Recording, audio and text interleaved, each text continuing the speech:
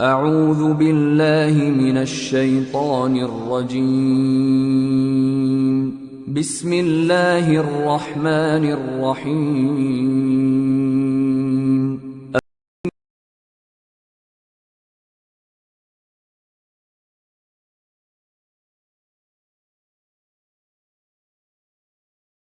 By 2 minutes of conclusion, then after that, okay, there are 2-3 minutes for discussion. Assalamu alaikum to everyone and a warm good afternoon as well. Esteemed chairman of this session, Professor Muntaza Bhatt Saab, Professor Ojian Kaki Saab, the director of this two-day national seminar cum webinar, respected dignitaries and dear fellows, Assalamu alaikum. The paper which I am about to start over here is entitled Economic Teachings in the Writings of Two Great Central Asian Sufis, Abu Hamid Muhammad al-Ghazali and Jalaluddin Rumi. The paper is divided into several sections, starting with the abstract, followed with the main contents, and lastly, the conclusion of the whole paper as such. Most often, Islam, as taken as a revealed religion, is taken as a system of life by the Muslims and equally as one of the religions by the non-Muslim community. And within this, it's being said that one part consists of the esoteric and the other part is the exoteric, that is batin as well as zahir. The two distinguished scholars which I have chosen over here, Imam al-Ghazali and Maulana Jalaluddin Rumi, we all know they were multifaceted personalities, most often taken for their theological and Sufic thought. But over here, my main concern will be their economic teachings, which is imbibed in one way or another way in their books. Regarding Imam al-Ghazali, Abu Muhammad Hamid al-Ghazali, Abu Hamid Muhammad al-Ghazali, my references will be from one of his magnum opus book, Ihya Ulumuddin, that is Revival of the Religious Sciences, and followed by Jalaluddin Rumi's work, that is Masnavi. When we talk about the economic thought or economic teachings, we have to take into consideration the very core, that is one of the principles or one of the pillars of Islam is az-zakat, right? First faith, aqidah, and then salat, and then zakat. Whenever we talk about the zakat, so we means that there is a system upon which all the religious scholars as well as the scholars who are actually non-Muslim, but they are very much interested in knowing the systems of Islam, that is the whole system starting from the aqidah up to the Hajj.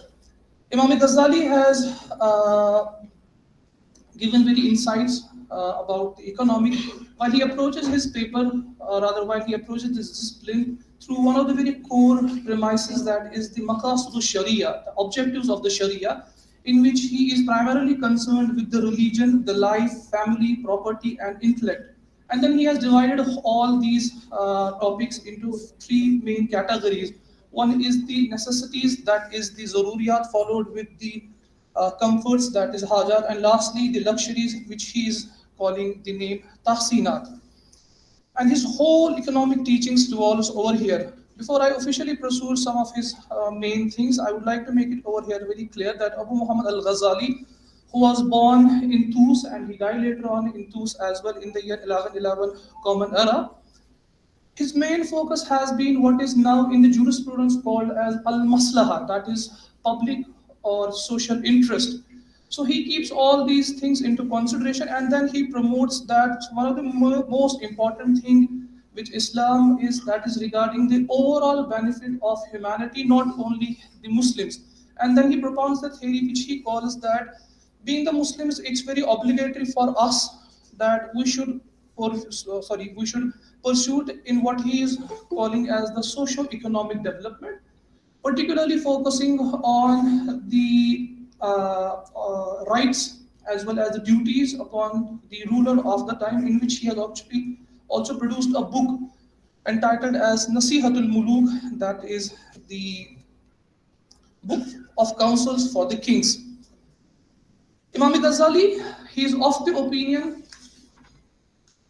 that the society in which he was living, it has to be mandatorily a Sharia-based society. And then he says that the goodness of this life and the hereafter lies on the key objectives of Sharia. And then he says that of all the noblest worships, one amongst it is the promotion of society's well-being. I would like to make over here very clear that he does not say that the society of Muslims only. He is actually saying the society at large, irrespective whether that is Muslim community or non-Muslim community. And then he also says it's obligation on the part of the state to perform this fulfillment, so that there should not be any what in the Marxist theory is called as the haves or have-nots. And again, Imam Ghazali makes it very clear that the actual thing is the pleasure of the Almighty Lord, but at the same time he says that we should not be neglect of this worldly pleasures as well. In one of his very famous quotations, he says that in a book entitled Nasihatul Muluk, which actually discusses the public finance as well, he says that there is a distinction between Sharia as well as what he calls as the extra Sharia. And even though he says that extra Sharia activities are to be condemned, but in terms of public dealings, he somewhere allows the ruler of the time, in the name of maslaha, that the ruler of the time can take certain taxes which are not explicitly mentioned within the Sharia preview. For example, in the times of famine or in the times of war as well. So Imam Ghazali is among those rare scholars who sees the socio-economic development not only as some sort of a farzi kifaya, but also as farzi ain, that is the obligation on the part of the whole population as such. So in this sense, Abu Hamid al-Ghazali has given numerous quotations which discusses the role of the money, the role of the ruler, the role of the common subjects, equally of those who actually hoard the money, which is now officially being called as the hoarding of the money as such. Now moving to the Maulana Jalaluddin Rumi, a person who is most often taken as a Sufi, not in at par with the Imam Ghazali in terms of the religious scholar. A very few, rather few attention has been given to Maulana Jalaluddin Rumi's economic thought. Again, a note of caution over here. I'm not concerned that he was actually an economist of his time, but he has certainly given some of the insights which is more or less relating to what is now in the economics as socialism. Fine, a part of a sort of a protest which goes against the capitalistic tendencies of the contemporary societies as well.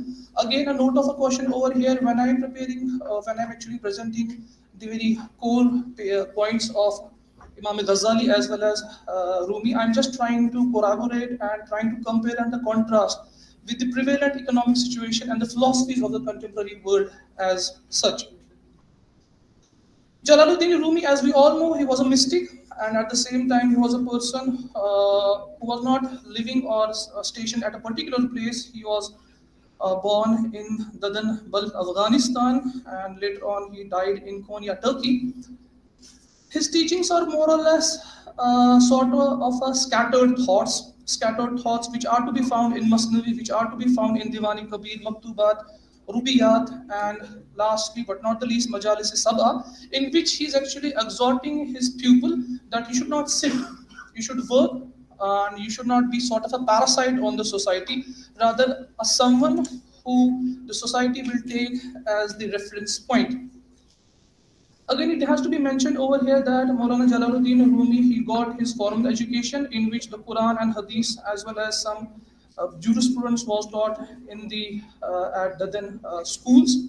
But he was more and more concerned about the socio-political equally as the commercial condition of his time, because he was living in a time when the Mongol onslaught was going on. And finally, when he established his own sort of, which is now known as the Darwesh circles, the whirling Darwesh circles. He had the tendency that we cannot sustain unless there is some sort of what is now known as the source of subsistence. And he's then saying that labor as an activity has to be regarded as close to worship. And then he's a very famous quotation of his, which I'm translating over here in English, that work during the day and worship in the evening was not seen as separate activities. It's actually a very famous Persian couplet. Dast bihi kar dil bahi yaar. That is, we are actually in a world, we are doing something, but our heart should not be neglected with the one. He is called as Yar, the beloved. Over here, by beloved, he is actually referring to the God. Jalaluddin Rumi, he's comparing the relationship with the self, that is actually al-nafs, and with the world, that is the needs of the self, with the ship and the sea. He's saying that a ship cannot run until there is a sea, and what is the need of the sea until there is no ship? This is how he's trying to corroborate that we are in the mundane world, and in mundane world we have to take consideration, full and due consideration, in terms of what is necessary to sustain in the mundane life. Again, Jalaluddin Rumi, he advises people that the concept of greed is something that inherently destroys the inner being of a human, and he says that it's very necessary for us, and he's using the word very necessary, that it's very necessary upon us that we should not be greedy in the desires for the life, but equally we should also admire the beauties of the world, and that is one of the reasons that he's using the I will quote verbatim, I quote, he advises, make good use for the kindness that God has shown to you, but do not allow this kindness to spoil you by taking too much pleasure in it, because God does not love those who take pride in their good fortune, unquote. Jalaluddin Rumi over here is trying to assert that the goal is not surely to renounce the world, but to remain inside the world. But at the same time, one should not get detached from the distraction for the sensual indulgence, which in the contemporary economic thought is known as the positivism in terms of the economy is concerned. Jalaluddin Rumi also emphasizes the importance of working. He says that one needs not to go from the business of the world. It is necessary for us so that labor can provide us the energy, and that energy can be utilized for noble deeds, not only in terms of the worship, but also in terms of the serving the humanity as whole. A very unique thing which is to be found, particularly in the Rumi thought, is actually the quietism, which is nowadays being simply called as a tawakkul, vis-a-vis the earnings, also the kasab. He says that tawakkul or quietism and the kasab, the art of living, are among the most debated things which in his time and before him the Sufis have been discussing. And he is he is of the opinion that kasab is the thing upon which the prophets were. And then he says it is actually the sunnah of not only Prophet Muhammad, but also the earlier prophets, alayhimus salam, that they were not only living the life of a quietist, but they were actually living the life in which tawakkul was taken vis-a-vis doing the work. And then he quotes the example of Prophet Muhammad as a cattle tender in his early age, and also the example of Prophet Solomon as the king. Over here, he's just trying to compare and contrast between. Yes, over here he's just trying to compare and contrast one the agrarian economy and one the monarchical setup in which the king himself is actually working. So my paper is actually consisting of 40 pages. So the main points regarding Imam al-Ghazali as well as Jalaluddin Rumi's economic thought is, first and foremost, they do accept the need of the economy. Number second, they accept that Sharia highly endorses the economy. Number third, they believe that since usury or riba is unacceptable from the Sharia point of view, but it has to be substituted by some of the principles which Islam has given, musharaka and muzaraba. And last but not least, Sufism does not mean to remain aloof from the life. Rather, it means that we have to live the actual life, but we should not forget the real purpose of the life, that is the pleasure, the rizwan of Allah. These are some of the main findings of my paper. The paper is fully divided into several sections, which will be hopefully published by the organizers of this seminar. Thank you. Okay, thank you, Dr. Nasir. But if there is some question, observation, comment. I would have preferred that you focused on only one center. Diwali is social within itself. It's a very coherent, organized business. Yes. Sir, actually, my Perhaps because he has an idea, more comprehensive, more comprehensive. So you need to discover sir, I hope. we have focused on it because he would Yes, sir. have a specific thought about it. Now, we are Sir, I totally agree with your. It's a different Yes, sir. kind of, Sir, I totally agree. person and possibly you would have done a contribution. Sir, actually, I totally agree with your advice. My paper actually, since I was allowed only 10 minutes. But you are not, you are, from here and there, doesn't make, it's not intellectual and academics. You cannot. Okay, fine, sir. Sir, I would only. Yes, sir. Okay, sir. Sir, I do totally agree that my main focus should have been only on one. Yes, sir. Yes, sir. Not more to be done in this. Yes, sir. He has was part of the government system. Exactly, sir. Government system. He was an intellectual of high. He had different basics in life. Yes, sir. So therefore, it was better if you had focused on him, at least you would get something. Otherwise, see, it does become a very useful thing. Take secondary social academic positivism does not mean what you said. That's okay. Thanks, sir. Professor Mushal Mujid Sahab. Yes, sir. Yes, sir. You know what economics is all about. This is about Ghazali and about Rumi. What economic principles were there? Sir, am I-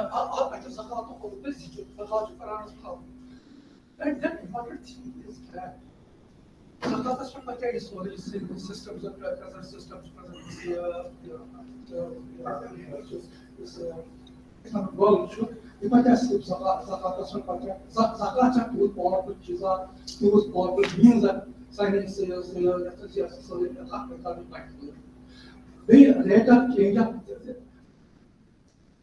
Zakat cash, Kazakhstan, we pay 60% of our earnings to government of India and still it's not like that. Just as stock comes up with it. Government should do it. Such a large vast. Shares I don't say are small as it was. So the option that you got behind the day, I mean, principles to get different, but to shoot that you should make passer, you know that. Oh, product is not speaking up. You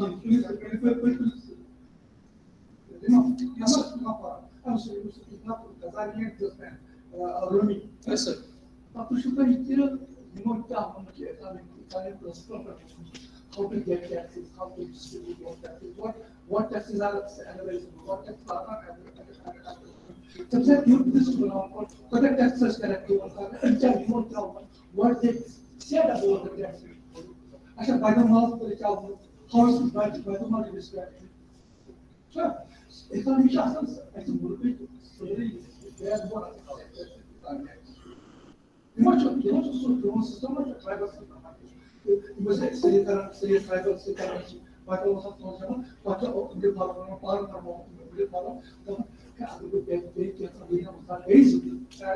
we would take it longer. I would not distribute this by small money, just by even among the rural area. That means rural area was the water by the water. It was also party, you got almost because you was most that we comes on. Just I want to say sincere message that writing you must have some what for you so much I must start talking to that pressure is to distribution of money comes it's all about the distribution collection and distribution. You should discuss those things. What was the collection and what was the distribution? That's more important.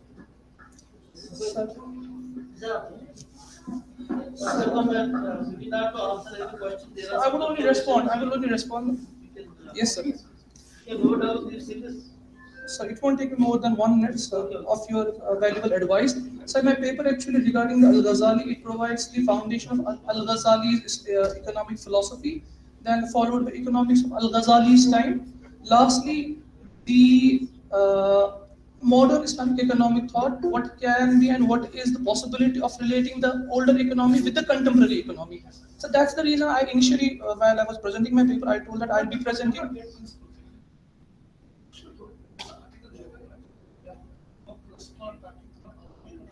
Sir, I have actually, You have to discuss those principles. You have to discuss principles of economy. The kind of economy was prevailing during this. sir, I have this. That's more important. So I have discussed those things in my paper. Yes, sir. Yes, sir. I have discussed those things. Professor Gulshan Vijay Saab and Professor Baba Saab.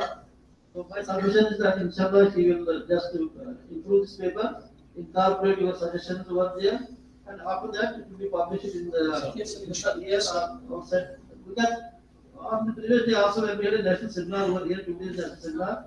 Thanks Saab is very prompt, very proactive in organizing these activities. I requested him that there should be at least 30 minutes for presentation. So when we are curtailing a paper which has been written for 14 pages or 15 pages, and we are in just 10 minutes, so naturally it's not possible to do justice to the paper also. So I request him thanks to the property that at least we should do 30 minutes. Then it will only 4 papers presented in the national seminar. Yes. Not necessarily that there will be 40. And then those there will be full level discussion on those papers. So due to those restrictions and limitations, I think that he could not express everything. Yes, sir, exactly. What he might have presented. Thank you, sir, very much for your interventions, valuable interventions, suggestions, and guidelines. So, Thank you so I much for request such the your next valuable speaker of advices. the session, Dr. Maruf Ahmed Shah Sahab, who is a well-known orator, speaker, intellectual, philosopher, and I think it's very superlative for Dr. Maruf Sahab. So, what he talks less. That is basically indication of the real student. Real student is right slow but honest. Dr. Maruf Sahab. Assalamualaikum. Thank you for the chair from generous introduction. Sir, my topic is there is a given impression that Sayyidis and Rashis were at loggerheads. Now this thesis, I am examining and re-examining this thesis. I will just try to, especially in the light of one article translating Islam by Abir Bazaz and his thesis on Nund Rishi, negative theology of Nund Rishi. So I am trying to analyze that thesis and assumptions and how we can move forward. An impression is given that Sayyidis and Rashis were in opposition parties interested in winning Kashmiris to their respective ideological ends. One party was interested in Islamization and other more in indigenization. One was anti-Hindu and the other quite accommodated towards them. Now, but the submission is the story of history of controversy is not baseless, but the way it is sometimes framed is misleading, to say the least. There were differences regarding attitude towards understanding and implementation of the letter of dominant legal construction of sacred law, Sharia. There were differences in fiqh, not in the primacy of Sharia as well. And the relationship with the religious political other. There were class, regional, and cultural biases were not insignificant either. However, the precise nature of the antagonism, if there was, that needs to be thoroughly investigated. Abir Bazaz has written a chapter in his thesis on this, and one of his articles he refers to this. Wherever Islam made inroads, this needs to be noted. His point is that Nundushis was, I quote, new language in politics that could help circumvent the tension between a Sharia-oriented Persianate Sufism and Hindu-Buddhist elements in the thinking and practice of Islam in Kashmir. Now, he notes there are parallels elsewhere in the world where a similar problem has been, in a way, encountered, but almost similar solutions. Wherever Islam made inroads, local cultural elements were sought to be engaged for evolving a more lasting and psychologically opportune synthesis of approach or interpretations. One could cite several instances from Central Asia and Africa and even Arab and Persian regions itself, and as Bazaz notes, in the Delhi Sultanate, where the sultans adopted more pragmatic approach to governance, but yet could not alienate the theologians demanding a strict implementation of Sharia. Now, sir, my point here is,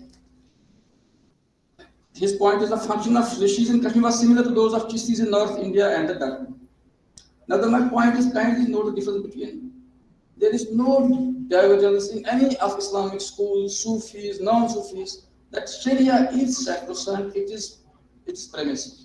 But there are always interpretations on the fiqh, on how you interpret in a particular context the Sharia's principles and all that.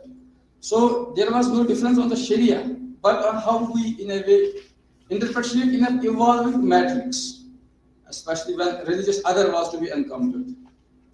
So I have now given several references on the difference between Sharia and Fiqh, which are often in popular debate as confounded.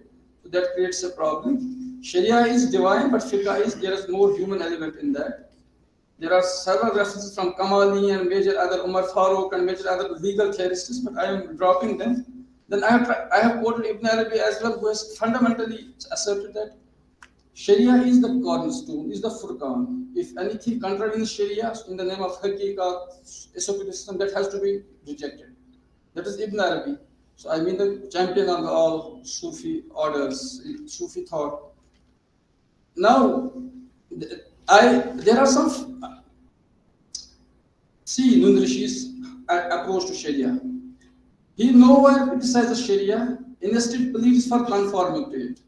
A few remarks on so-called transgressions of Sharia and Rishis are in order. For example, many ulama and saints who were otherwise deeply observant of Sharia didn't marry, and many preferred vegetarian lifestyle. It is not an obligation to eat meat. Only one should consider eating it lawfully. Eating it lawfully. Haram hone pe isko etkar nahi hona chahiye otherwise. Ghazali has made an elaborate classification of conditions that make marriage obligatory, recommended, and optional. And as such, it is not considered something that everyone is obliged to follow. Emphasis on ascetic lifestyle, abandoning contact with people, choosing seclusion at least for a time, characterized many great early Sufis. Nun Rishi himself pleaded for ascetic lifestyle as a means and not as an end, and explicitly chose world-affirming power for himself and his great followers. His movement was activist and engaged with worldly powers. Implications of Tawheed were underlined by many great Sufis as well. One can find precedents for almost all important points in life and work of Nun Rishi in classical Sufi authorities. So we know Makhdum Saab's attitude towards marriage and Ibn Taymiyyah, they didn't marry, they had other reasons, but when we are describing Rishis as something they did not know Sharia, they were in a way lax towards it, that needs to be qualified. Now the relationship between poetry and revelation, or the poetic and the religious, that is implicated in the reception of Nun Rishi corpus as Koshur Quran, further helps us to question the binary of revelation and philosophy and revelation and poetry. Abir Bazaz has invoked a wonderful, deeply engaging distinction between what we call revelation and philosophy and poetry and revelation. But then I think the way he frames his conclusion, that needs to be qualified slightly.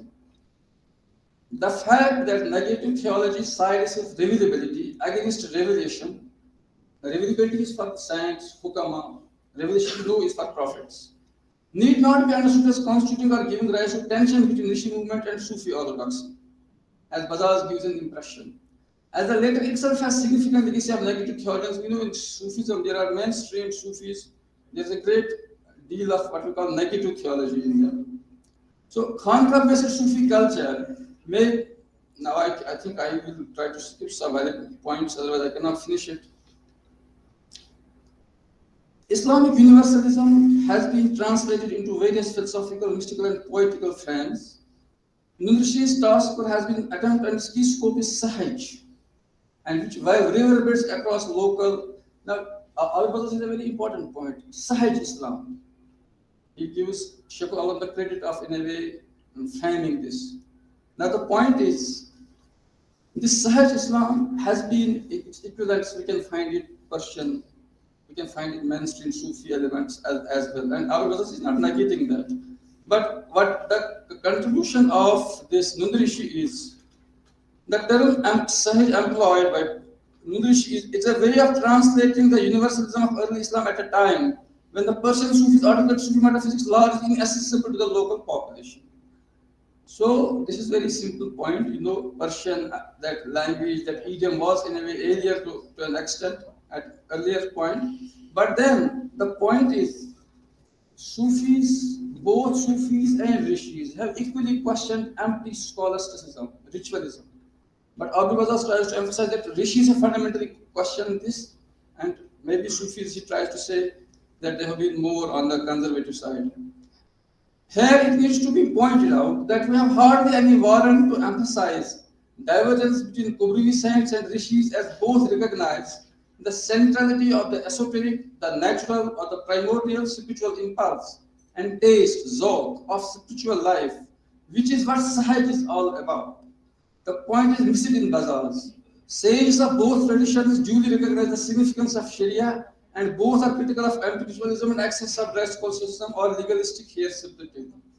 Now, there is another point he tries to say that Islam was, rishis were not as such in a way involved in conversion, but I think record needs to be put slightly in a different way.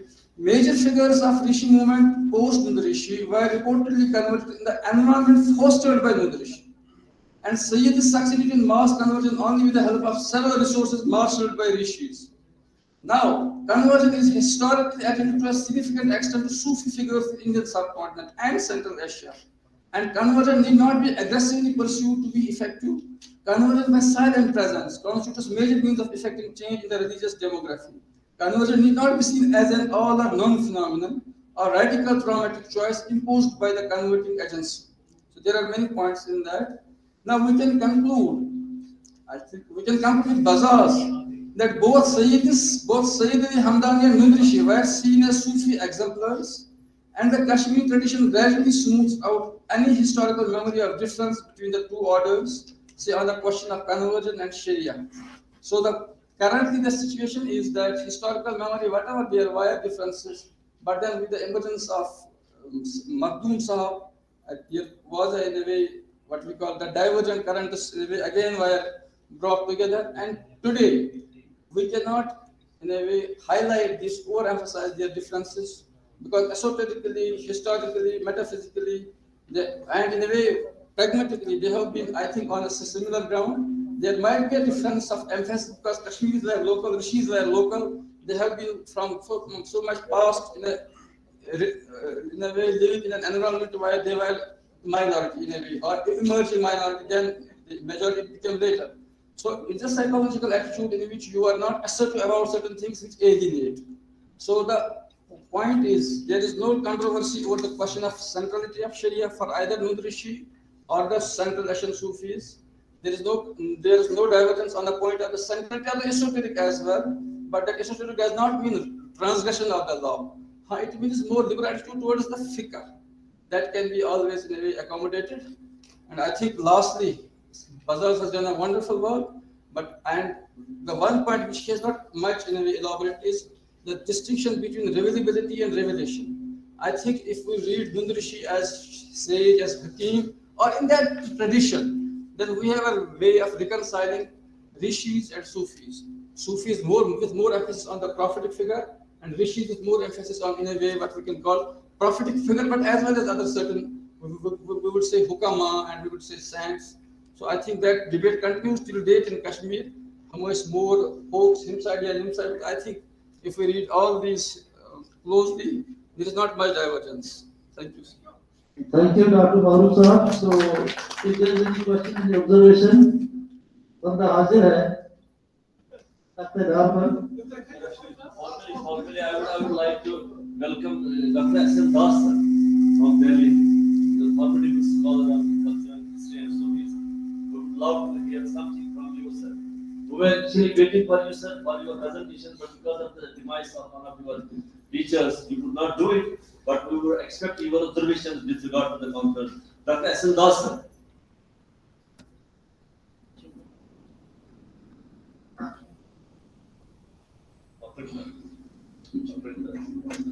Sir, should I join? Oh, yes, sir. Yes, sir. Yes, sir. Should I join, sir? Oh, yeah, sure, sir. Good afternoon and adab to everyone. Distinguished members on the podium,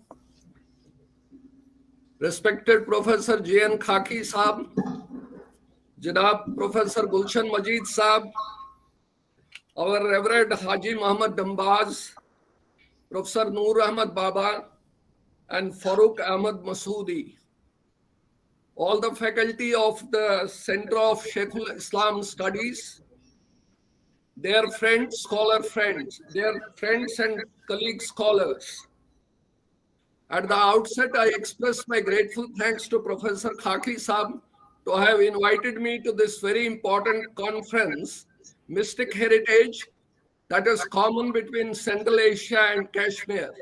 It's a delighted subject and very important conference. Before I present the paper formally, I would like to make two personal remarks. Firstly, it's wonderful to be remembered by friends in Kashmir. And secondly, I must assure the audience that wherever a Kashmiri like me resides, he always remembers Kashmir. So with these preliminary thoughts, let me have your permission to go to the theme of my topic. As all of you may be knowing, my topic is transcultural imprints of Kashmir and Central Asia across ages. It's an account from some signposts discovered by the famous archaeologist Aurel Stein on the Silk Road. Let me begin with Europe's earliest encounters with Buddhism. Europe's acquaintance with Buddhism dates back to 1820s. It considered Buddhism as a heretical offshoot of the Sanskrit and Hinduism, the Asian idolatry. He based his assumption on the fact that the canons of Hinian Buddhism, presently called as Theravada Buddhism, were written in Pali and not in Sanskrit. Colebrook's claim that India was the birthplace of Buddhism, it stirred a storm across the world of Indic studies, because Buddhism at that time was a living religion in Tibet, Burma, China, Japan, but not so much in India. But he said it's the birthplace of Buddhism. The Indian origin of Buddhism were first located in Chinese texts. It was something like that we record an earthquake thousands of miles away from the epicenter. So the epicenter was India, but it was recorded in China. Further, the earliest French writers had referred to Huon songs and Fahian's travels, which indicated to Buddhism's origin in Kashmir. But there was nothing in evidence apart from these claims until we came into the 1890s, when several manuscripts were discovered in Central Asia. The foremost belonged to Captain Hamilton Bower, and ever since it's called as Bower manuscript. It was a directly linked manuscript concerning the Buddhist canons. Subsequent manuscripts which were discovered in Taklamakan by Macartney and similar ones were also discovered, which were subsequently sent to St. Petersburg in Soviet Union. But the world was unaware what these manuscripts were. It was Rudolf Horlian who defigured what the contents of these manuscripts are, and he spent his lifetime for the Bower manuscripts. With the discovery of these manuscript finds, supplemented by inscriptions found at numerous ruined old Buddhist historical sites in India, at places like Swat and Buner, from routes taken by Chinese pilgrims, it attracted the attention of the far-famed explorer and archaeologist Aurel Stein, who saw a pattern emerging that promised even greater treasures of the past were waiting to be discovered in Central Asia. The Chinese accounts indicated Indian origin of Buddhism with records that pointed to Kashmir as place from where it was introduced into the vast terrain of Central Asia many centuries ago. Stein harbored no doubt in his mind that several landmarks of Buddhist traditions described by Huon Song in his memoirs were actually possible to be traced, and thus Stein began his great explorations in the region along the Silk Road to discover them.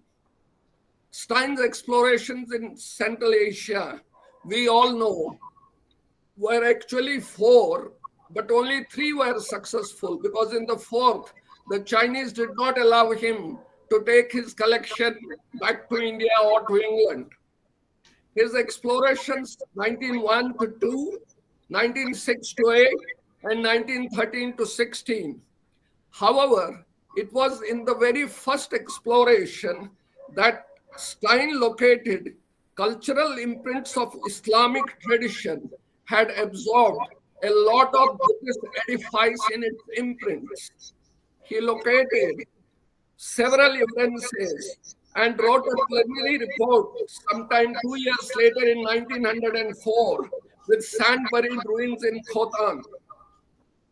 All these works dealt with same experience and success and details of several cultural diversities, indicating striking instances of the tenacity of the local worship for almost all the sites of the Buddhist Khotan.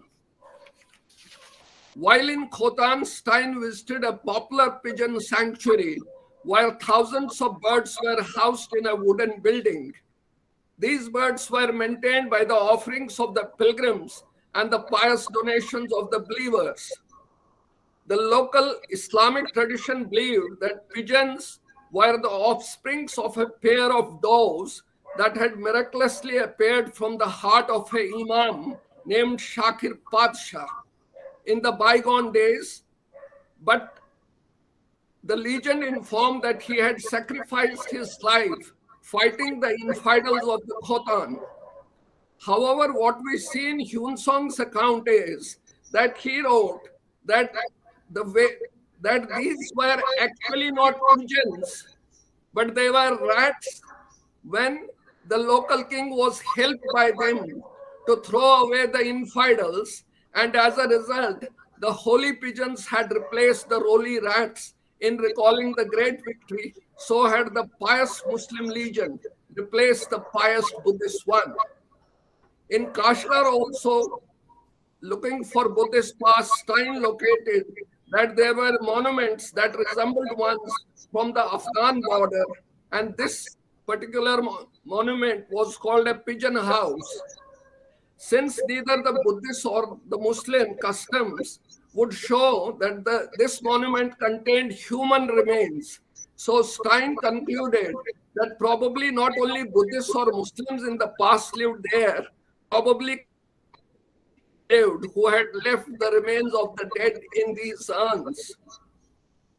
In a similar way, Stein successfully located at Yogtan Buddhist shrines mentioned by Hyun Song. The peculiarities in style of the frescoes seem to mark the last century preceding the introduction of Islam. Repeatedly, Stein found elements mixed with scintillation themes. He discovered votive offerings from Buddhist mythology, and even in one case, he located an isolated idol of Lord Ganesha. On the linguistic considerations, the cultural signposts had Old Khotanese, which was discovered to have an Iranian origin and closely related to the spoken in ancient Bactria and Middle Oxus during the centuries earlier.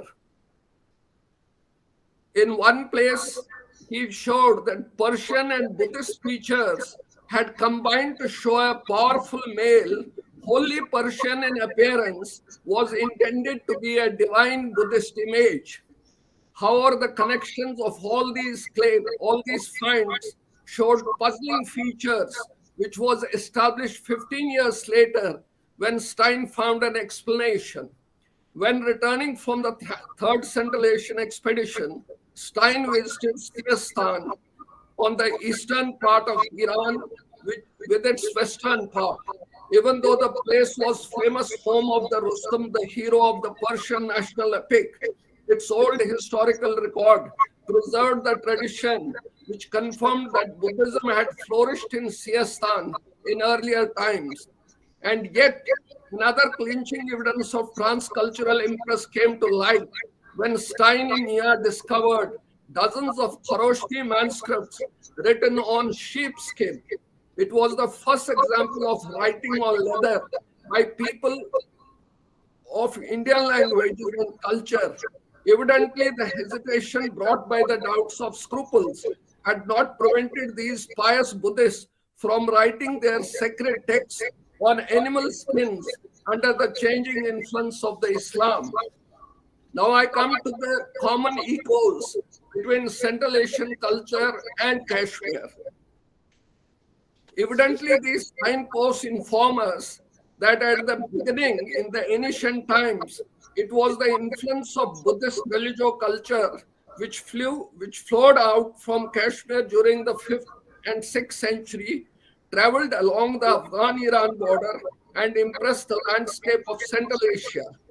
1,000 years later, 15th to 16th century onwards, it were the Islamic elements of Persia and Central Asia that were now to impress the cultural and religious landscape of Kashmir, which had already accepted the change caused by the transition from the Hindu era to the Islamic order sometime about the middle of the 14th century, and since then has flourished in Kashmir with unabated success, and whose features have integrated with the masses with indelible visible signs.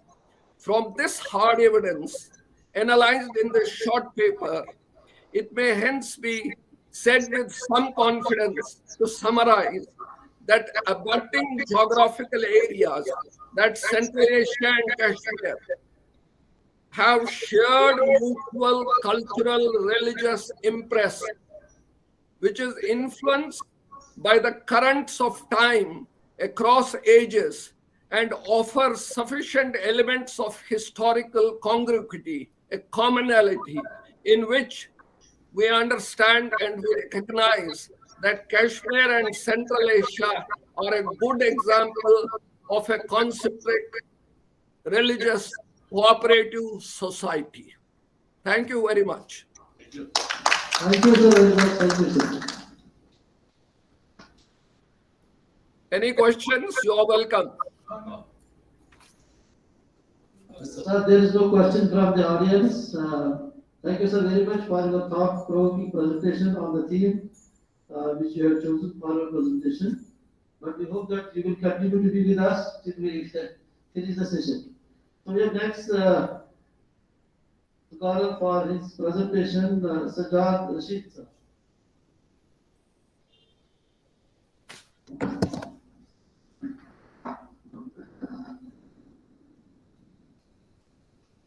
Bismillahirrahmanirrahim. Assalamu alaikum wa rahmatullahi wa barakatuhu. Really, this is a great opportunity for me that center has given me an opportunity to say something or to write down. I will not go through one by one, the dates and details, the contribution of the ulamas.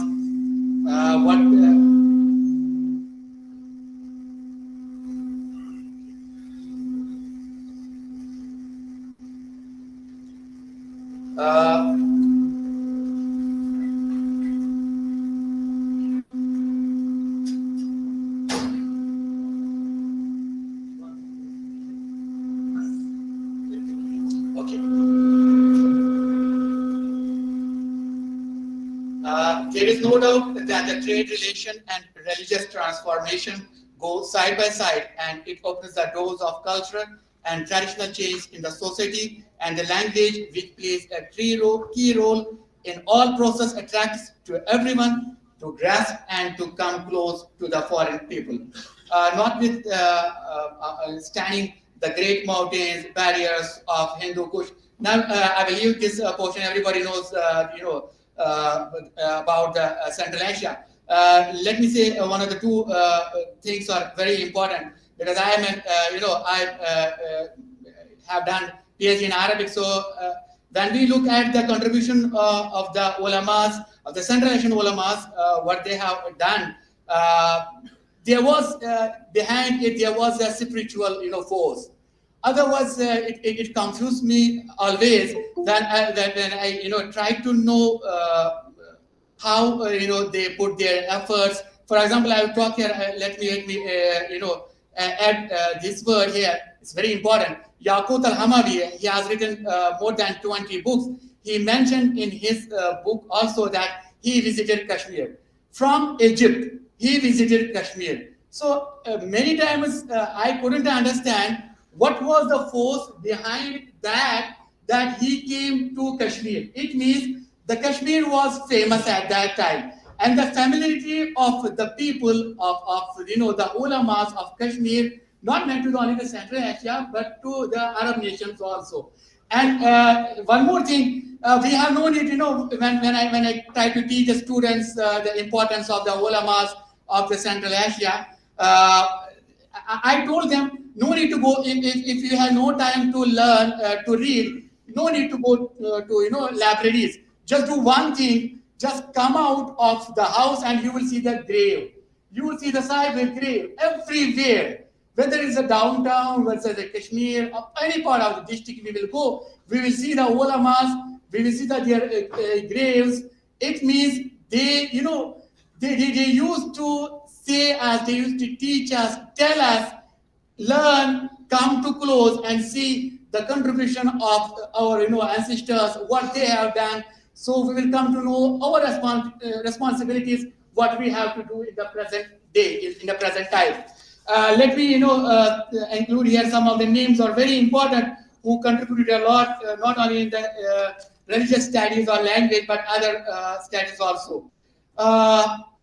Many madrasas were built, such as Darasgah Mullah Haidar in Gojwara, Srinagar, Madrasa Sayyid Mansoor, and Madrasa Fazil Khan, Khankai Shams Chak, Khankai Malik Jalal, and Madrasas Mullah Abid. The famous scholars of that period were Allama Haidar Khan, Sheikh Muhammad Asmi, Muhaddis Dawood, Mishti, Maulana Abu Fatah Kulu, Allama Inayatullah Shal, Allama Muhammad Muhsin, Muhammad Amin Ganai, Allama Abdul Rashid Zargar, Mullah Abdul Razak Bande was heading the madrasas.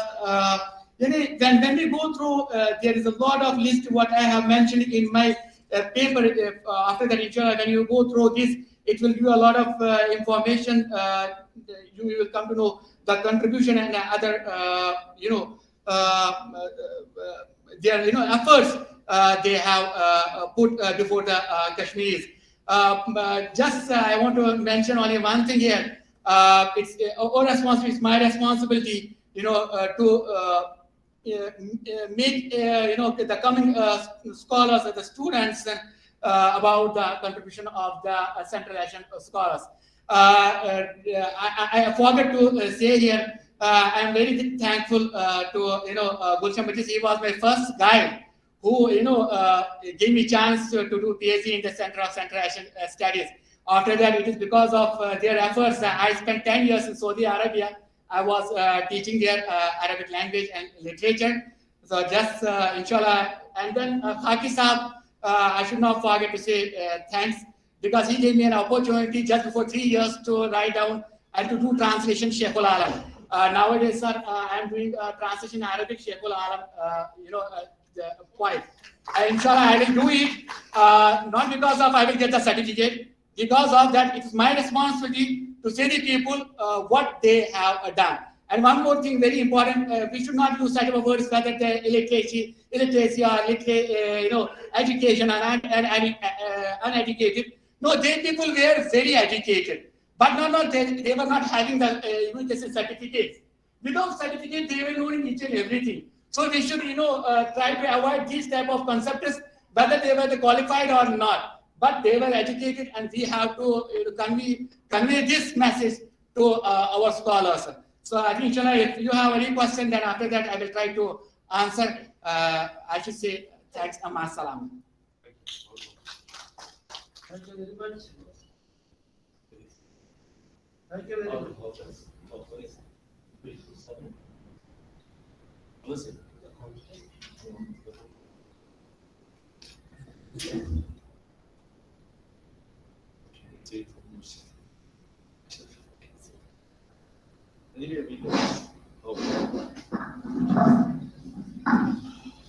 Thank you very much, Sajjad Rashid Sahab. Now we have the last speaker of the session, Harun Rashid Sahab. Please make a presentation. As we, you were otherwise supposed to make your presentation tomorrow.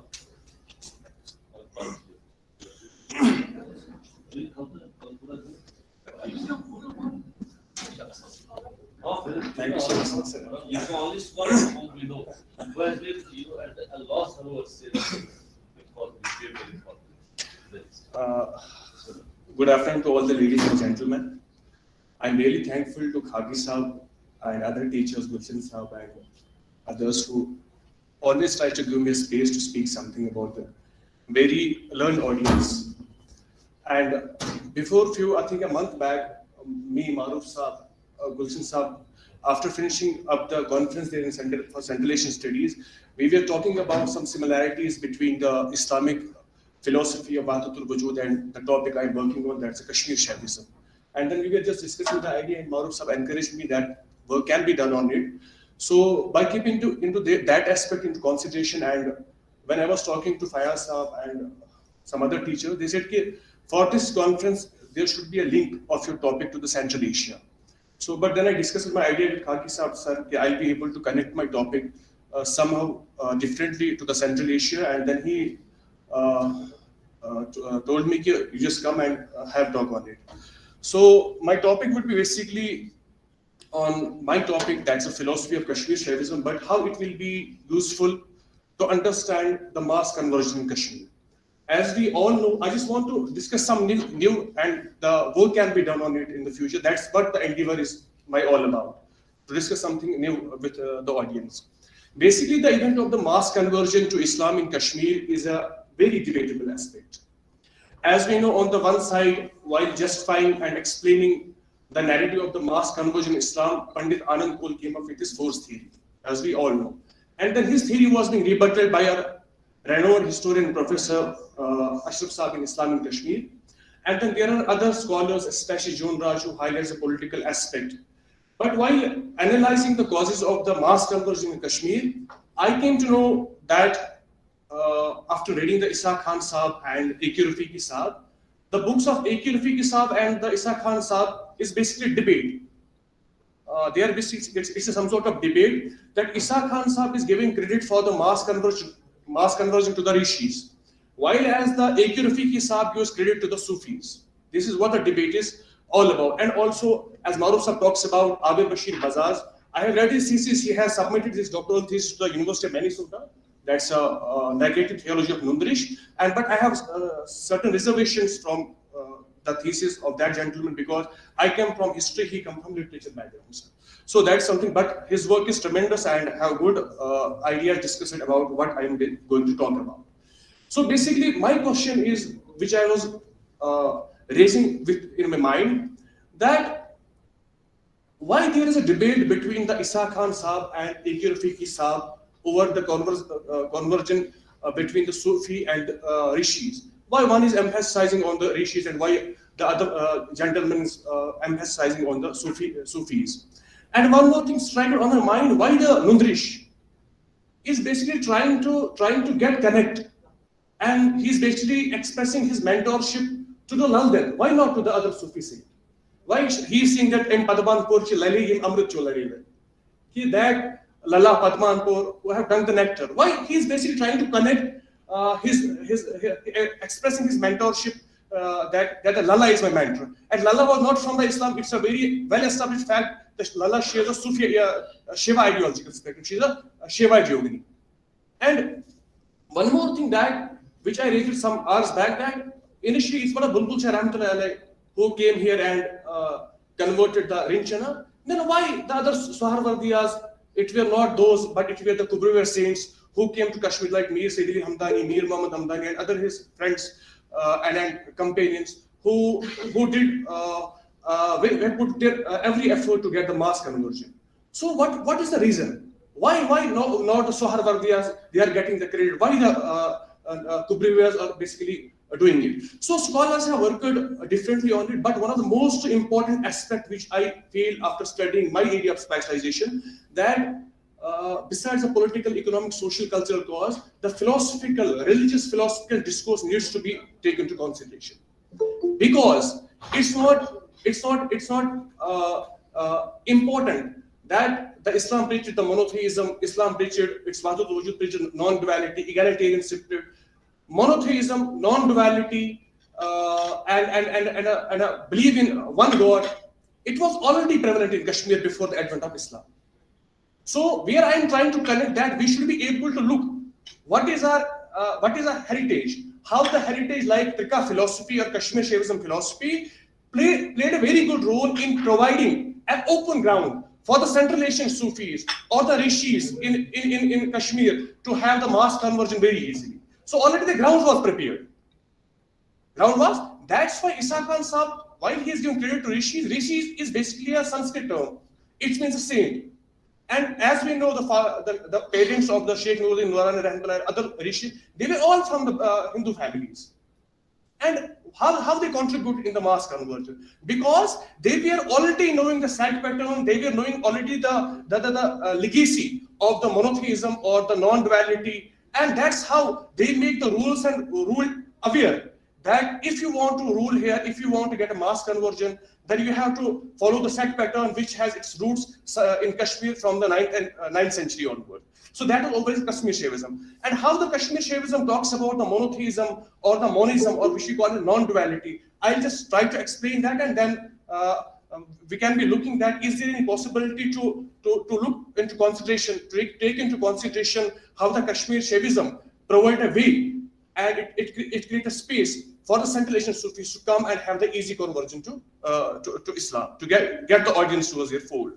So Kashmir Shaivism, or what it is called in Shastras, it's called a Trik Shaivism, is basically a religious tradition which emerged in Kashmir in the late 9th and the early 10th century. And generally scholars believe that this tradition started when the Shiv Sutras were revealed to the Acharya Vaswagupta. And Shiv Sutras is basically a compendium of the 77 sutras, which basically talks about the different method, how we will be able to reach to the ultimate reality or God. And this tradition started from it, and this tradition is basically a triadic, it's also a tantric, it's a monotheistic tradition which have a very constructive non-dualistic philosophy at its back. So why it is triadic and why it is tantric?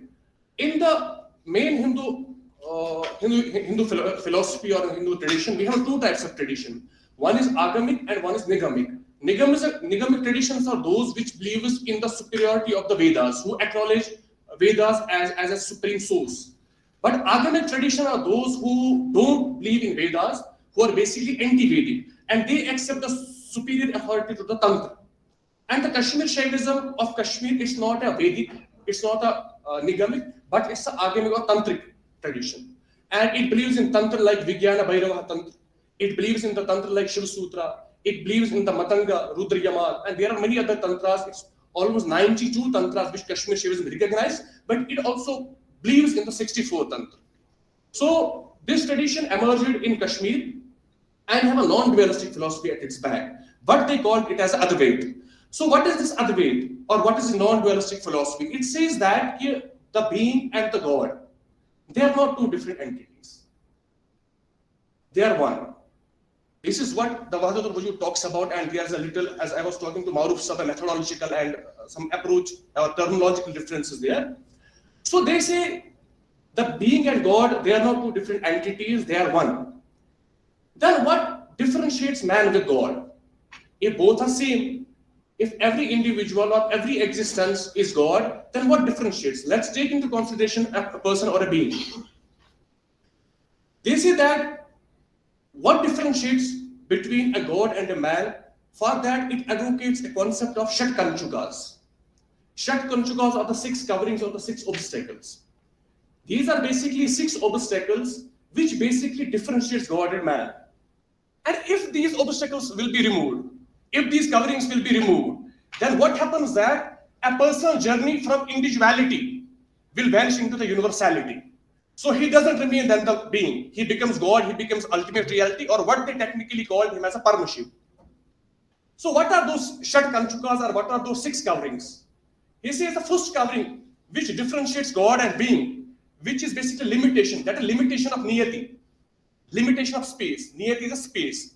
They say that, like me, right now, I'm residing within the hall of the Sheikhul Alam's chair, but I'm not at the same time in Baramulla or in Delhi or in Gujarat. And this is limitation of a being. This is not a limitation of a God.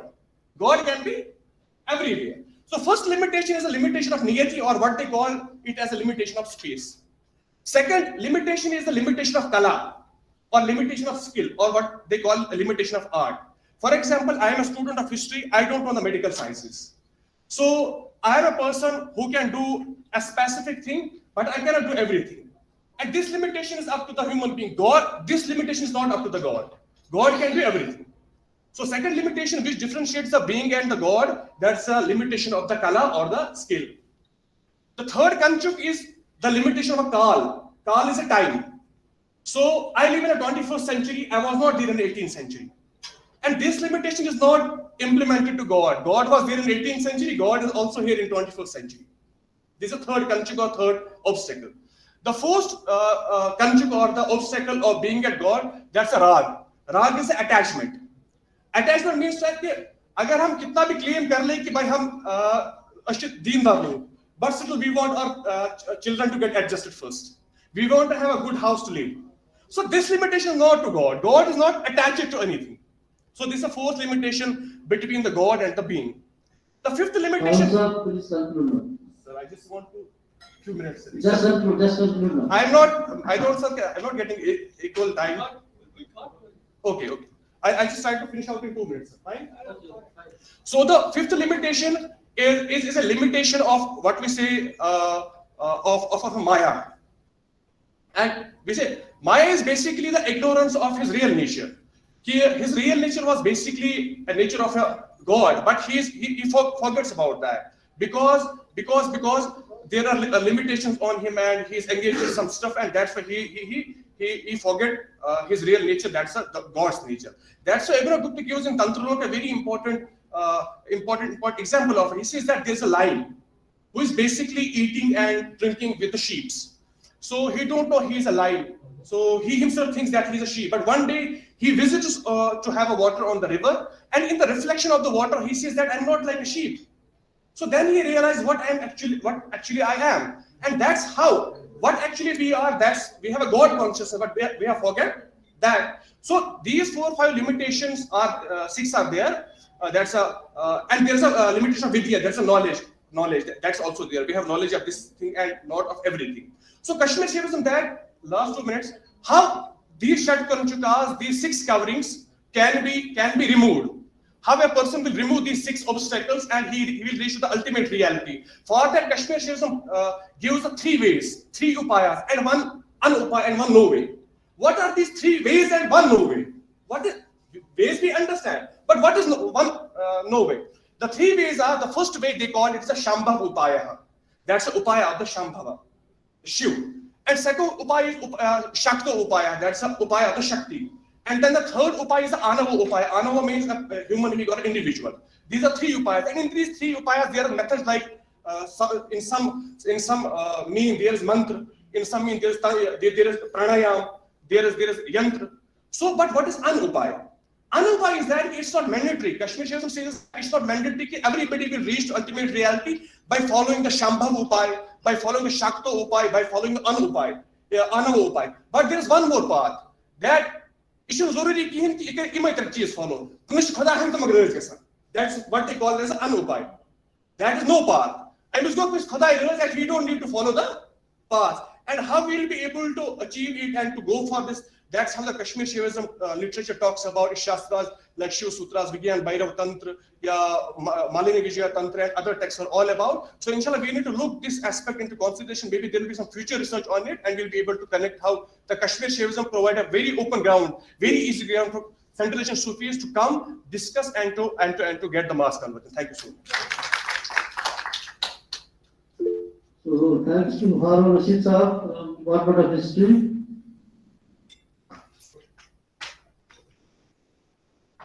Online questions.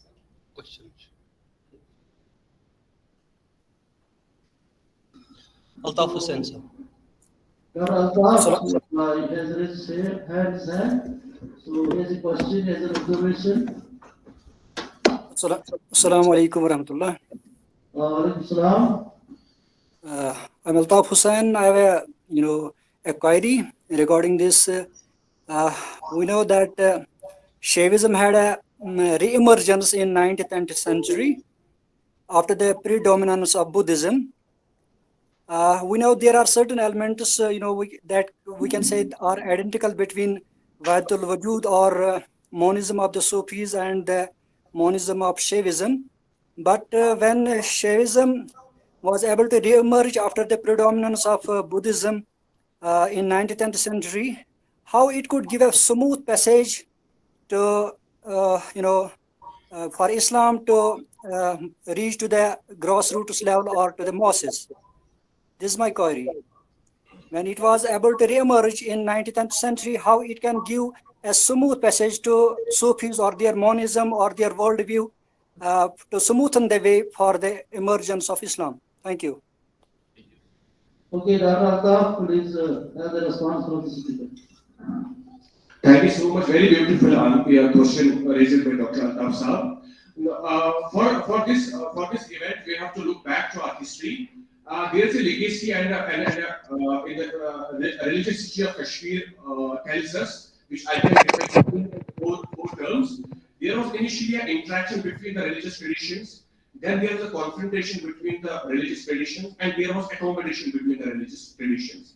And after the accommodation, there was a new innovation. And Kashmir Shaivism was all about that interaction, confrontation, accommodation, and that innovation. So in the 19th, 20th century, as we know that we have a few references in the medieval time period, that when the Central Asian Sufis came to Kashmir, especially during the time of the Sultan Sikandar and the Kutubuddin, there was a little bit confrontation that some Brahmins were persecuted, some were being ousted. It was because of the point that they were determined to make towards that they should be able to implement the strict Sharia. But then after that, what Islam tries to bring our attention to, that after that it were the local rishis, who were basically the Hindu states initially, then they converted to Islam. They left the sannyas, they left their segregation in the forest and intervened in the main society and made the rulers and the ruled aware that Kashmir cannot be ruled by the strict Sharia, because the legacy of the Kashmir tells us that those religious traditions can survive who will have accommodation, because there has always been accommodation in Kashmir. And this is what the Wahdatul Wujud, or then you call it Advait, or in the North Indian context, you call it the Vashisht Advait or Advait Vedanta, talks about this accommodation. And one of the more important things is that for the Sufi people, as we know that Sufi is a mystical dimension in Islam, we see that it is a mystical dimension in Islam, which tells us that to have their journey to one who is a transcendental God, which is once beyond understanding. So for Sufis, the fundamentals are not those important. As important is love for the humanity, as important is brotherhood, and to consider everything same from the one God, that's the Allah. So this is what they were dealing at this. That's why in the 19th century, Kashmir Shaivism was also revived by Swami Ramji, and it was a governmental effort to make some sort of stability in Kashmir, 19th, 20th century, because they were just trying to make them aware about their legacy, how Kashmir was in the back, and how it has got managed to stability in the 20th century. Thank you, Harun Rashid Saab and Dr. Altaf Saab for his observation. I suppose it's time to conclude now.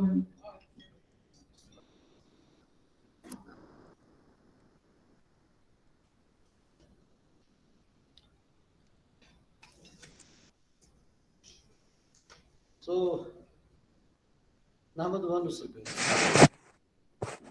nusalli ala Rasulil Kareem. A'udhu billahi minash shaitanir rajim. Bismillahir Rahmanir Rahim. Assalamu alaikum wa rahmatullahi wa barakatuh, and very good afternoon to our non-Muslim brethren who are with us, mostly in the online mode. So in this session we had 5 speakers. We had first Dr. Nasir Nabi, who is my colleague in the department, and in the light of certain writings of Imam al-Ghazali and Maulana Rumi's Masnavi, he tried to have the economic linkage between Central Asia and Kashmir. So then we had Dr. Baruf Shah, my friend. So he tried to prove that there is a bridge between Rishiism and Sufism in Kashmir, and these are not two parallels. Then we had third speaker from Delhi, Dr. Hasan Pandita Saab, who spoke on the theme trans-cultural imprints of Kashmir and Central Asia. So bringing together Buddhism, Islam and Hinduism. Next speaker we had Sajjad Rashid Saab from IUST. He spoke about the contribution of Central Asian Sufis in trade and education in Islam. And the last speaker, but not the least, that was Mr. Harun Rashid, who is a research scholar in the Department of History, and he spoke on tradition and philosophy in the past study of Trikashivism.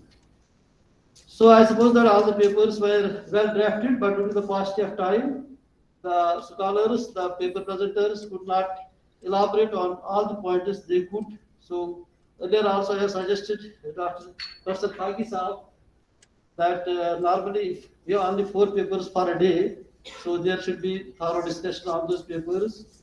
We can give 40 minutes to each paper presenter so that there is elaborate and judicious discussion on all the aspects, on all the dimensions of these themes of the papers which are being presented by the scholars.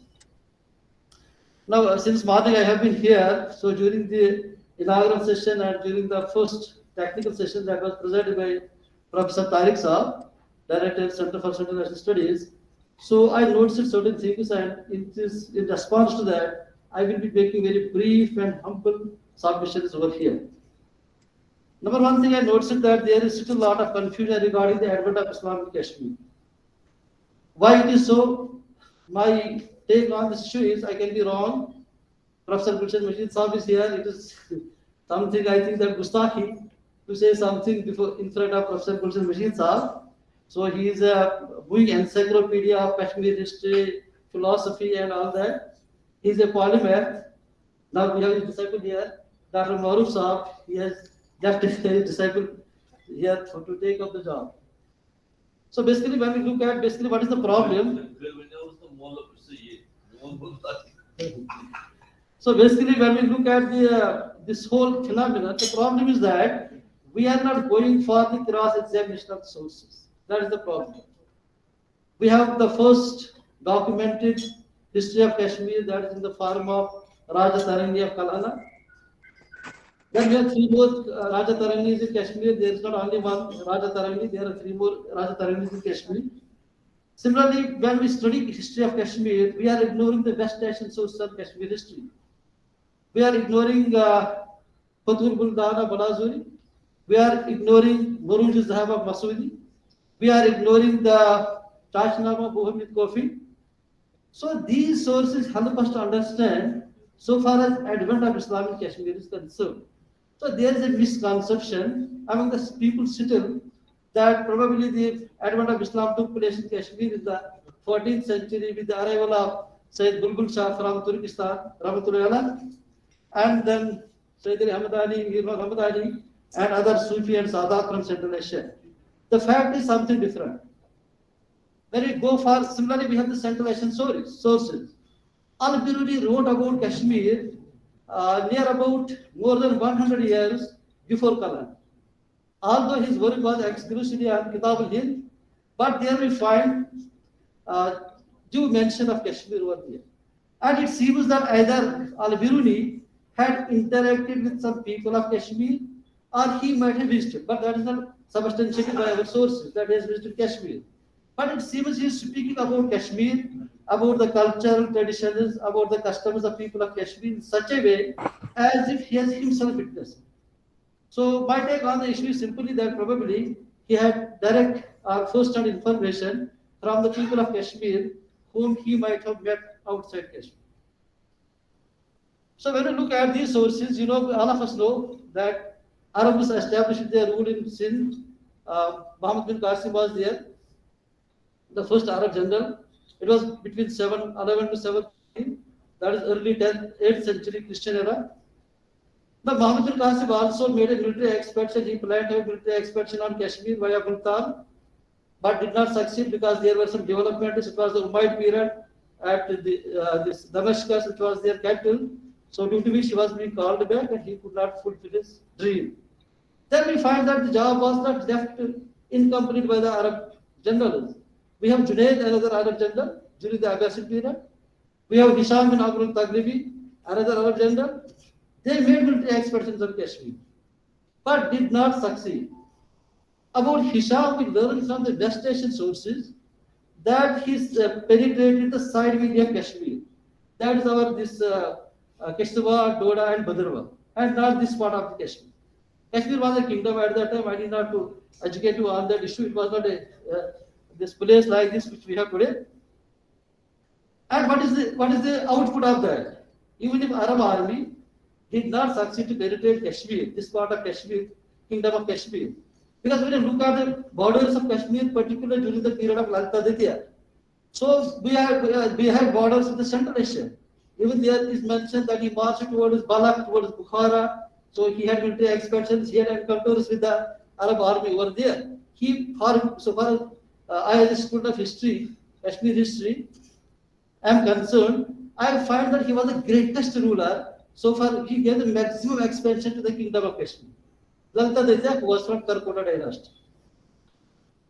Now as an outcome of this, we find that Lalita Aditya's rule came to an end in 760, Christian era. He was succeeded by his son Vajraditya in 760. Now in 760, Kalhana writes about Vajraditya in his Rajataranga. Anybody can see it, anybody can check it for himself. He tells there that Vajraditya sold many men to Milichas, and he framed certain policies which benefited the Milichas. And by Milichas we know that they are using this term for the Muslims, right? So that is non-Hindus. That is yes. So now see that these might have been, so far as my inference from this reference of Kalhana regarding Vajraditya's period, it is 760. It is middle of 8th century. We are talking of 14th century advent of Islam. It is 8th century. So I think that these must have been traders, because he says there Raja Tarani Kalhana that he sold many men to Milichas. Who can purchase the men of the king? This can be only the traders. So similarly, he writes there that he even framed certain policies which benefited the Milichas in the interest of Milichas. Now when we come make a journey through the history of Kashmir, we come to the period of we come to the 11th century. So Arab expeditions came to an end with Hisham bin Abdul Taglibi. Afterwards, there was end to the rule of Arab rule in the Sindh itself. So therefore, there was no expedition on Kashmir. But now it was the Turks who came to India. In the 11th century, we find Muhammad Ghaznavi and then others coming to India. Muhammad Ghaznavi made 2 military expeditions on Kashmir, 1015 and 1020 and 21.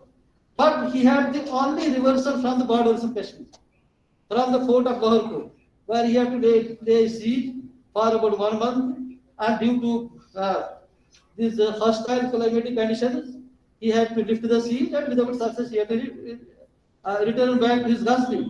Then he made after 5 years another attempt. Again he had to retreat.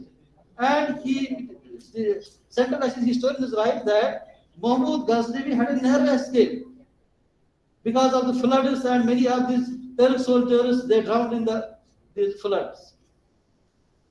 Now what is the outcome of these two events, historical events, which we more learn from non-indigenous sources than from our own indigenous sources? Now Vajraditya's period I mentioned over here. Now come to the period of Harsha. Harsha was the king of Kashmir from the Lohara dynasty from 1089 to 1101. That is towards the end of 11th century. He was the ruler up to 1101, beginning of the 12th century. And it is attested by all our indigenous sources, whether we talk of Sanskrit sources, whether we talk of Persian sources. They clearly mention that in Harsha's army there were Turk soldiers. Not only that there were Turk soldiers, but they were enjoying the ranks of captains in the army of Harsha, which created resentment in the Kalhana, and Kalhana calls them Turushka. Many people interpret that probably Harsha had embraced Islam, but there is no indication that he had embraced Islam. But his policy that was he was so friendly towards these Turk soldiers, and he elevated to the ranks of the captains. So that created sort of resentment in Kalhana's writing. He calls him Turushka. That is another phase. We find these Turk soldiers, even if Muhammad Ghaznavi did not succeed to penetrate the valley, So we find that maybe during these encounters, some of the Turk soldiers in their individual capacity, they might have succeeded to come to this part of the group, and who were later on recruited by the Harsha in his army. So therefore, so far as the advent of Islam in Kashmir is concerned, we find that it was a gradual process. It was not all of a sudden that the advent of Islam and spread of Islam took place in Kashmir. It was a gradual process, it was a historical process, and we have to make a genesis of this whole process right from the 8th century Christian era onwards. Then also we find the Arab presence during the Umayyad period in Afghanistan. We find in Central Asia their presence. We have the Nasr bin Sayyar and other military generals of the Umayyad period and then Abbasid period making their expansions, and there we find that the Kashmir rulers coming in contact with these Arabs who were there. But those developments had indirect impact with regard to the advent of Islam in Kashmir. Now later on we find that the Suhadeva's period is very important in the history of Kashmir. Suhadeva was last but one ruler of the Lohara dynasty. He was from 1301 to 1320. He was the king of Kashmir. So we find that three important personalities came to Kashmir. One was Sayyid Bulbul Shah, Sharfuddin Abdul Rahman Bulbul Shah from Turkestan, who was a Sarwar said for all practical purposes. Another was Shahmir. Shahmir came from Sawar. And third important person was Rinchana, who came from Ladakh. These three people who played a very significant role in the later course of the history of Kashmir, whether we talk of politics, whether we talk of religion, so whether we talk of economy, they played a very important role in the history of Kashmir. So, but these three people came during the period of Suhadeva, and Rinchana was given this asylum over here by the Ramachandra, who was commander-in-chief of Suhadeva. Then one more factor we should not ignore. For that, we have the centralized source of the main source of information for us. That is the Mongol invasions of Kashmir. Mongols invaded. We know that they terminated the Abbasid Caliphate in 1258. But Mongols also invaded on India. They made military invasions of Kashmir also during the 12th century, during the 13th century, and during the 14th century. And the last Mongol raid, which basically paved the way for the establishment of Sultanate in Kashmir, Muslim Sultanate in Kashmir. So that was led by Zulju, Zulqadar Khan, or Zuluchu. It has been mentioned his name as Zuluchu and Zulqadar Khan in 1320. And the king of Kashmir, he leaves people at the mercy of the invaders, he leaves Kashmir. So it was after that, Rinchana, who had come to Kashmir, now he also aspired, because in his genes there was this, his father had been a ruler at some part of the Tibet, Baltistan, and then his father had killed some Baltis, and he took refuge in Kashmir because he had apprehension that the Baltis may take revenge from Rinchana. He took refuge in Kashmir, and he was provided refuge by Ramachandra, who was the commander-in-chief of the Suhadeva. And then after that, we find the arrival of Sayyid Bulbul Shah, and he embraced Islam, and he got the Muslim name Sadruddin, and we have first Muslim king who ruled for about 2 years and 9 months for the first time. And then it was Udayana, who was the brother of Suhadeva, who was called back from Sawad, and he was crowned as the king of Kashmir for further 15 years. Then it was Kotarani, who was the daughter of Ramachandra.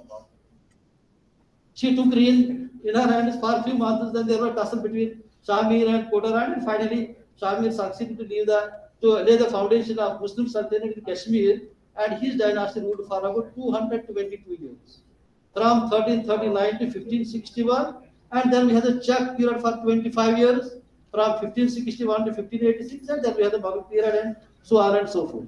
So that is basically so far as advent of Islam in Kashmir is concerned, we have to go for a genesis of this in the light of our indigenous sources, Sanskrit sources, Persian sources, West Asian sources, Central Asian sources. So far as the source of Delhi Sultanate are concerned, so far as the source of Mughal period are concerned, or general Indian history sources are concerned. So what is problem with us that we are relying upon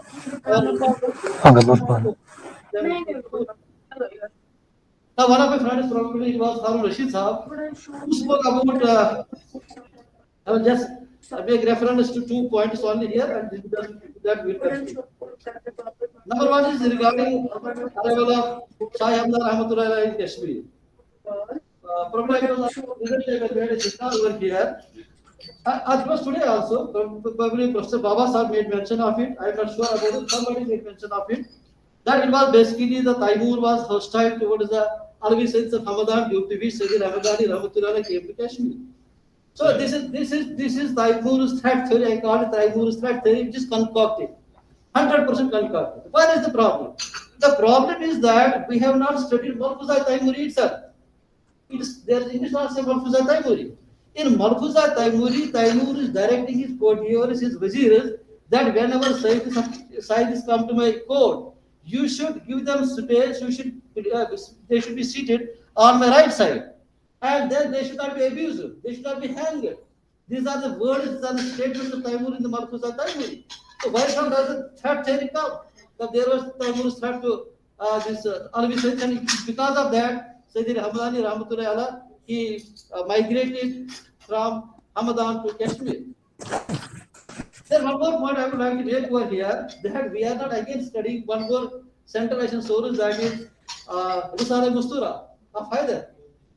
Risala Mustura, the Haider should be studied to know the real cause that was responsible for the departure of Sayyid Hamadani Rahmatullah Allah from Hamadan towards the Kashmir. So this is a problem with us, that we are going for only one variety of sources. We don't go for cross-examination of sources. And my friend Harun Rashid Saab, just now probably he made reference to Sultan Sikandar, that he had destroyed temples and all that over here. He has been portrayed in the wrong way.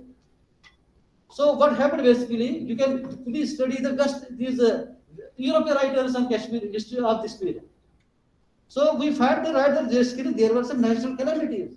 Now in 2014, we had this severe floods here over here. So similarly, we know that medieval Kashmir is known for earthquakes. It's an earthquake-prone zone. Then there were floods. Then there were other reasons responsible for that. And Sultan Sikandar is not to be blamed for that. That needs a critical examination. So there is an article from Director Abdullah from Center of Centralized Studies. I would suggest to Harun Rashid Saab. Listen, sir, my point was not that. My point is that these incidents happened during the time of Sultan Sikandar. Who was responsible? Ashraf Sahab very clearly mentioned the Sahadeva, who was a converted Brahman then to Islam because of his tussle with the local Brahman establishment. No, there is a detailed article. My submission is there is a detailed article on the religious policy of Sultan Sikandar, authored by Director Abdullah, and that is published in the Journal of Centralization Studies. Please go through that article and you will get answer to your question. I am not. It is not the time here to go and enter into a dialogue and a debate about this. So with this, I thank Professor Kaki Saab, and I thank our senior colleague and patron, Professor Gulshan Majid Saab. He has been here right from the beginning to the end, and it is his quality. Otherwise, he should have been here and not among the audience. So I feel really humbled in front of you, speaking in front of you about Kashmir history, or then there is another aspect that we can debate sometime. Somebody said about the why this Abdul Rahman Bulbul Shah was Swarvardiya and then Hamdani was Kubraviya. Please understand that the founder of Kubraviya Silsila, Najmuddin Kubra, he was himself the follower of Swarvardiya Silsila. It was after him that Kubraviya Silsila came into existence. So Kubraviya Silsila is offshoot of Swarvardiya Silsila. There may have Hamadani Silsila in Kashmir. That is offshoot of Kubraviya Silsila. So there is nothing like that he was from Swarvardiya, he was from Kubraviya. So Kubraviya Silsila is offshoot of Swarvardiya, and then we have Hamadaniya. And in Hamadaniya we have two Silsilas in Kashmir. One is Hamadaniya, jo Ahli Tashe hai. They are also claiming Hamadanis. Then there are Sunnis also, Ahli Sunnat wal Jamaat. They are also claiming to be the Hamadanis. So root is Sayyidina Hamadani Rahmatullah Allah is coming to the Kashmir. So thank you very much. Jazakumullahu khair. Fi amanillahi ta'ala. तो उम्मीद है अगर किसी को इधर उधर कुछ दिल पर लगा होगा उसको माफ करेंगे. So this is a conclusion. I express my thanks to Professor Kaki Saab for having given me opportunity, although I am not of that caliber to conclude a session like this over here. But I am highly thankful to Professor Kaki Saab. He is giving me a training, but I am at the verge of retirement. So you should have given me this training before that. Thank you very much. Jazakumullahu khair. Fi amanillahi ta'ala. बहुत बहुत शुक्रिया sir. It is in fact our honor to have people like Professor Manzoor Sahab with us, who have chaired one academic session of this. Inshallah, tomorrow we will start our second day with 3 academic sessions. First we will start at 10:30. Maybe it will be concluded by 4 p.m. inshallah in the evening. So I request all of you to kindly be with us tomorrow for rest of the paper presentations. I am sure that most of the papers will be of high use to the students, the scholars, and all those who are this way, that way connected with any part of Kashmir or Central Asia vis-a-vis it is common mystic heritage. So obliged, and I am highly grateful to Dr. Manzoor Sahab, Professor Manzoor, who is a director Shahima Institute of Islam Studies, in spite of all his busy schedule and many things that otherwise we are expecting him to do at home, especially in the department. He has been all the day with us. Thank you very much.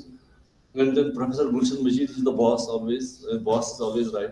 So he is the key speaker of the program, and everything that we do, inshallah, it is all because of the inspiration of our distinguished scholars, especially Professor Gulshan Majid Sahab. And lastly, Professor Maruf Sahab and other dignitaries. And then we are highly obliged to Anayat Sahab, Anayat Gul Sahab. So kind of you, sir, so kind of from the core of heart. You are always a loving man who was organizing conferences, seminars, interactions, interview schedules with your open heart to everybody, giving due recognition, cognizance to everybody's contribution, even if it is limited one, but you simply give it in a wider perspective. So thank you so much. Sari Sharif se yahan tashrif laye par. So alhamdulillah, we are expecting inshallah tomorrow also you will be with us. So बहुत बहुत शुक्रिया आपका. सिर्फ डालने का मौका भी दे दीजिए ना, क्या खाना खाएंगे. That's always. And Dr. Nasir Nabi Sabji. And then we have online people, many students, scholars, especially our former chairman, Professor Bashir Bashir Sahab. We are short of words, sir, to acknowledge your presence, although online, from 10:30 till this time you have been there, and I know it personally that you are seriously looking into the developments that are happening in the department that has been under your patronage for a good period of time, and the contribution that we are in know of it, and we recognize everything whatsoever has been done in Center for Sheikhul Alam Studies. It is only once and again, one and all is communicate that is all because of the personal efforts of Professor Bashir Bashir Sahab. So thank you very much, sir. And then Dr. Nasir Nabi from Kamarud Nisa, and the Ashok Hussain Mir, Umar Farooq, and the Dr. Muhammad Ilham, and Aziz here, Dr. Altaf Hussain, and all those who are with us, a good number of students, our distinguished scholars who are online available with us in online mode. Thank you very much for being with us. Inshallah, we expect your presence tomorrow as well. We have a good number of papers, and we are sure that your participation will be of good use to us, to the students. And lastly, before I conclude, this seminar was in fact to be organized in collaboration with Kashmir Society, and we have General Secretary Kashmir Society here. Kashmir Asian Society, as Professor Gulshan Majid has requested all in his keynote address. I would request that all those who are in any way interested in such type of studies kindly be the member of the organization. And with that, I am highly obliged and grateful to Dr. Ali Muhammad Rathar Sahab. So kind of you, sir. It is in fact, this seminar is only possible because of his personal persuasions. Otherwise, we had delayed it for all the 5-6 months. But finally, it had come to the fore because of your personal efforts. Thank you very much for your kind, presence, and for your participation and for everything. So with these words, maybe if somebody else wants something. And Dr. Maruf Shah Sahab, the boss always said, from the core of heart, we love you because of your contribution, because of your personal interest in the Center for Sheikhul Alam Studies, and the subjects that we otherwise identify to be discussed among the students. And your extraordinary ability to explore many aspects of it, Dr. Nasir Nabi, Dr. Harun Sahab, Dr. Rashid Sahab, so kind of you, one and all. Thank you very much for your kind presence. Inshallah, we will expect you tomorrow with us. We will have lunch here, small type of lunch, and then coffee and everything. So thank you, working one. Thank you very much, sir. Thank you once all. That's all.